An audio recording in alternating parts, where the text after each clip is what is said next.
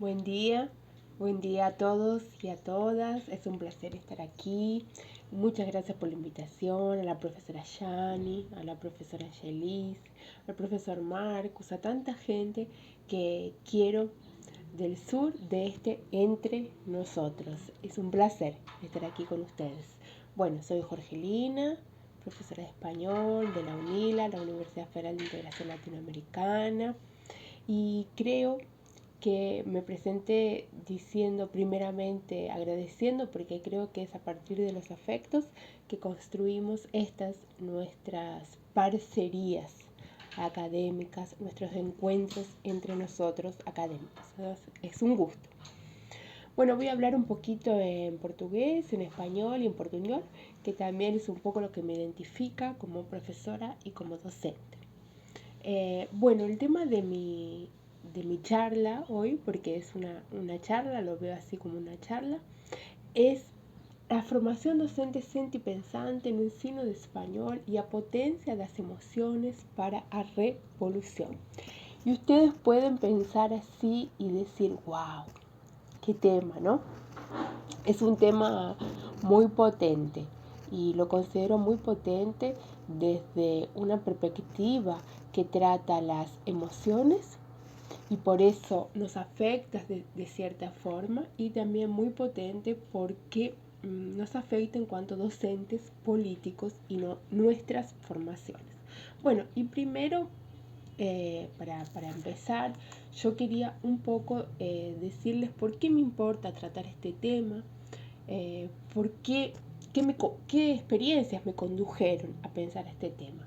Bueno, primero estoy en la frontera, en la UNILA, y antes de venir aquí mis intereses académicos un poco iban por otros, no sé si por otros lados o por otros caminos, pero iban en relación a la formación siempre desde que soy profesora, pero a una formación más pensada desde la tecnología, ¿no? La formación docente y la tecnología, o los recursos didácticos en enseñanza en español y la tecnología. En fin, esa serie de cuestiones Marcus sabe bien porque hemos trabajado en colaboración en algunos proyectos. Y no es que esos temas me dejaron de afectar de cierta forma, mucho menos ahora, por ejemplo, en esta época de ensino remoto, sino que cuando llegué a la UNILA, otros temas me afectaron a partir de mi identidad como docente, de mi identidad como sujeto en la frontera. Y es por eso que desde aproximadamente 2012, que yo llegué na UNILA, que eu cheguei aqui na fronteira, venho trabalhando com a formação docente desde uma perspectiva sentipensante. Prefiero llamarlas desde una perspectiva sentipensante y no llamarlas desde una perspectiva decolonial, porque lo decolonial trae o nos invita a reflexionar también desde otros lugares, y ustedes van a ver que el lugar desde donde reflexiono es un lugar realmente sentipensante.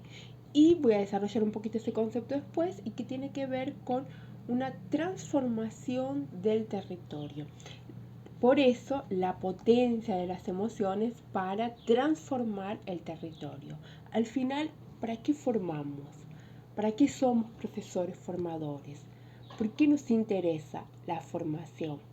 Porque tiene que ver con ese transformar socialmente, políticamente el territorio en el cual estamos, ¿no? Bueno, ustedes van a ver también que yo voy un poquito para acá, que tengo aquí me estoy apoyando con los slides. Bueno, entonces comencemos por definir desde dónde parto o lo que entiendo por formación docente. Bueno, de una manera así muy general, digo que la formación docente no se restringe, no se ciñe apenas a algunos cursos aislados o a talleres. Cuando presentamos una formación docente, esto en español y también en cualquier otra área, ¿no? no son apenas cursos y talleres, sino más bien una serie de acciones, y esa serie de acciones se tienen que potenciar a partir de determinados encuentros para que se transforme el territorio. De nuevo, y van a ver que hago mucho hincapié en esto. Entonces, Julio Emilio Denis Pereira, profesor de la Universidad Federal de Minas Gerais, que fue mi orientador en mi tesis de doctorado, define a partir del concepto de formación inicial, y yo lo traigo aquí para pensar la formación permanente, continuada. Define la formación inicial o describe 3 modelos que se basan en una propuesta de una racionalidad crítica cuando pensamos la formación.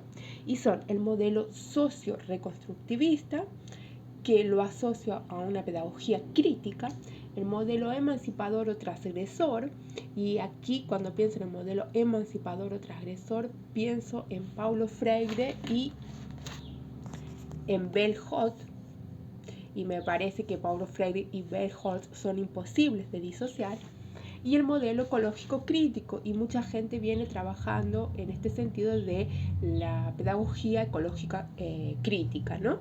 Después voy a traer también un poquito sobre eso, para que no que lo podamos discutir porque yo no trabajo ese tema, pero que ustedes lo puedan conocer. Bueno, modelos que de cierta forma están asociados a una concepción freiriana, ¿no? De Paulo Freire, como dije antes, Bell Hooks, Paulo Freire y otros autores que trabajaron a partir de esta perspectiva. Bueno, y cuando pienso en la formación docente para una frontera, en este lugar en el cual estoy, pienso en algunos puntos que lo que yo llamo una pedagogía de frontera. Y esa pedagogía de frontera que no necesariamente se asocia a estar en la frontera, claro que tiene mucho que ver, pero tiene que ver también con una concepción de frontera que es a partir de todas esas fronteras que nos atraviesan como educadores. Pienso que esa pedagogía de frontera debe abarcar o debe de cierta forma tocar ciertas temáticas para llegar a esa transformación social, llegar a convertirnos en seres sentipensantes. Y algunos de esos puntos que voy a relacionar son tratar temáticas desde nuestro contexto, y cuando digo desde nuestro contexto hablo desde un lugar de América Latina, este lugar de América Latina y caribeña. Tratar temática desde aquí, y para tratar temática desde aquí es necesariamente obligatorio transformar, descolonizar, desconstruir, me gusta más usar la palabra desconstruir, los currículos de formación inicial, ¿no? De las licenciaturas. Claro que eso no se hace tampoco de un día para el otro, y es algo que conlleva cierto pensamiento crítico y conlleva un tiempo, pero es necesario comenzar a pensar sobre eso. Silvia Kusikanski, una activista boliviana, dice que estamos muy lejos de transformar decolonialmente la educación cuando pensamos en lo decolonial o cuando pensamos en esa transformación de la educación. Pero poder pensarlo desde este lugar es ya una utopía revolucionaria. Y es ahí donde creo en eso, ¿no? Bueno, creo que otro punto muy importante es el trabajo en conjunto, porque el trabajo en conjunto crea lo que llamo de focos de revolución, desde pensar el docente como un transformador político, un sujeto político. Y ese trabajo conjunto es un trabajo desde las bases, trabajar en las escuelas, proyectos en las escuelas, movilizar las escuelas, proyectos en los barrios, donde se sensibilice, se movilice desde abajo para transformar, de hecho, la educación. Bueno, por ejemplo, un movimiento que nació en Río Grande do Sul, y a partir de Angelice, Marcus, Elton, varios colegas, que fue UFIC español, fue un movimiento que nació desde las bases para luego transformar y explodir de cierta forma. Y por último, un trabajo de las emociones, fundamental. ¿Por qué el trabajo de las emociones? Porque pienso las emociones desde el concepto de afecto, de lo que me afecta. Y ahora vamos a hablar un poquito sobre eso.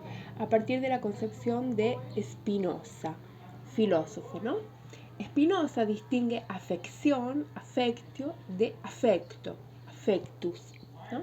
Afección es la forma como me siento nas relaciones y nos encontros con os outros. O que gera afecto, ¿no?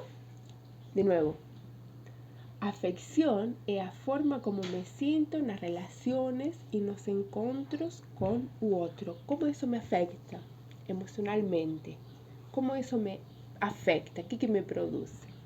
Y os sentimientos formados en esos encontros son os afectos que marcan a história da vida das pessoas. Então, em relação a isso, duas coisas que para mim são bem importantes, que são nos encontros, que se produz nos encontros, que se produz nesse encontro com o outro, quando eu aprendo uma língua, que se produz nos encontros com o outro, quando eu constituyo a formação docente. Bueno, para pensar en esos encontros con otro como fundamental, na potência das emoções, na potência das energias, preciso trabalhar ou preciso pensar em quais estratégias vou a mobilizar en la formación docente, cuando aprendo otra lengua, para potencializar esos encontros con otro. Y esas estrategias para mí fundamentalmente tienen que ver con una escucha atenta, lo que llamo estrategias intertransculturales de escucha atenta. Y esa escucha atenta no pasa solamente por escuchar lo que el otro tiene para decirme. Y aquí, por ejemplo, por eso lo tengo al lado, Bell Hooks en Pensamiento Crítico lo dice muy bien y lo dice mucho mejor que lo podría decir yo en este momento. Ese encuentro con el otro, cuando aprendo otra lengua, que Bell Hooks no se está refiriendo a otra lengua, sino a la educación a partir de otras áreas, pero lo podemos llevar para el aprendizaje de otra lengua. Ese encuentro con el otro y esa escucha atenta tiene que ver con reconocer que en las clases del aprendizaje de otra lengua hay diferentes voces, momentos, hay diferentes saberes, hay diferentes emociones.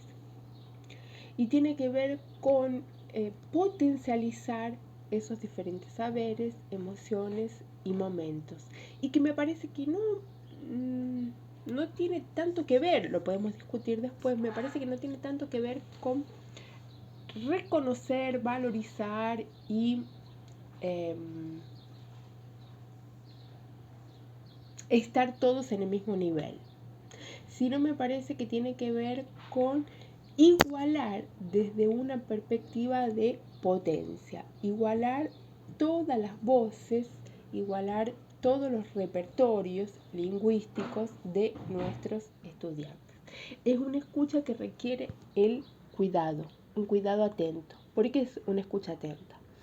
Y Joan Colares de Motaneto, que trabaja también con la concepción decente y pensante, en un artículo de reciente publicación del 2020, nos dice que ao enfrentar os padrões de poder, as ecopedagogías decoloniales facen un proceso de formación ecoético-política que educan pessoas para e pela sustentabilidade, pela educación como cuidado e pela práctica do bem vivir. Y ahí me parece que está. Me parece que cuando pensamos en esos conceptos y en la escucha atenta, estamos pensando en educar desde otro lugar. Educar para otras concepciones, ¿no? Por eso dije el trabajo desde nuestro lugar, desde pensarnos desde el lugar de América Latina y el Caribe, desde pensar nuestro contexto, desde pensar nuestra cultura, desde pensar otros saberes, ¿no? Bueno, me parece que también tiene que ver con esa posición del profesor como sujeto político para garantizar siempre una escuela plural y democrática y cuando digo una escuela plural y democrática, veo la concepción de democracia como fundamental en estos tiempos y como fundamental para pensar una formación, ya sea en lengua extranjera o en cualquier otra área de conocimiento. Y esa escuela democrática se reconoce si yo trabajo como profesora esos conceptos críticamente, a partir de pensarlos críticamente con los estudiantes. Potencializar el encuentro como ese encuentro de emociones, ¿no? Desde la experiencia, desde el hacer colectivo. Carlos Esquiliar, que es un filósofo argentino, nos dice que tiene un concepto muy bonito sobre enseñar en travesía. Y me gusta mucho porque cuando él piensa es enseñar en travesía, lo piensa desde habitar poéticamente la educación. Para habitar poéticamente la educación es fundamental pensar otros currículums y otras posibilidades, ¿no? Y a veces escucho que dicen, mas é una moda pensar en eso, está en moda pensar ahora en eso. No, no es una moda.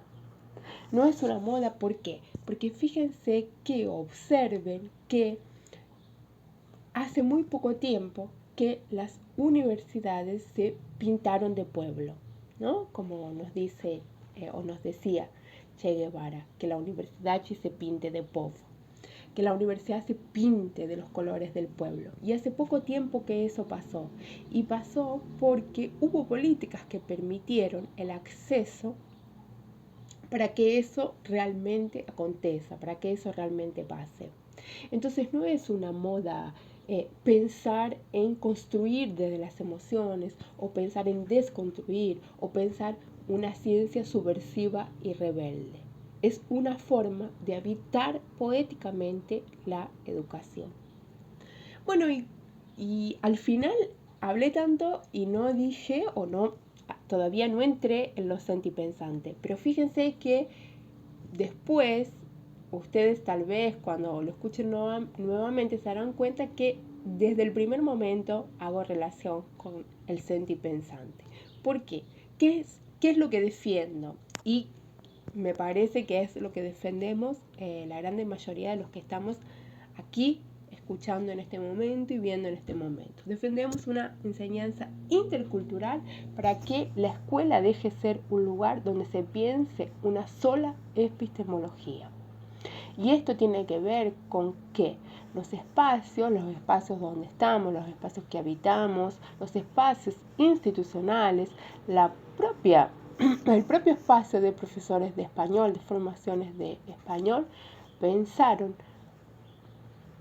durante mucho tiempo una sola epistemología, que esa epistemología no nos reconocía, o no éramos reconocidos desde nuestro lugar de América Latina y Ucari, ¿no? Falborda, quien piensa el sujeto sentipensante, Falborda, sociólogo colombiano, los invito a que lo lean. En 1970 nos decía esto sobre el colonialismo intelectual. Nada más fácil para nosotros que seguir la vida del mimetismo intelectual, pero nada también más peligroso para nuestra identidad y supervivencia como pueblo.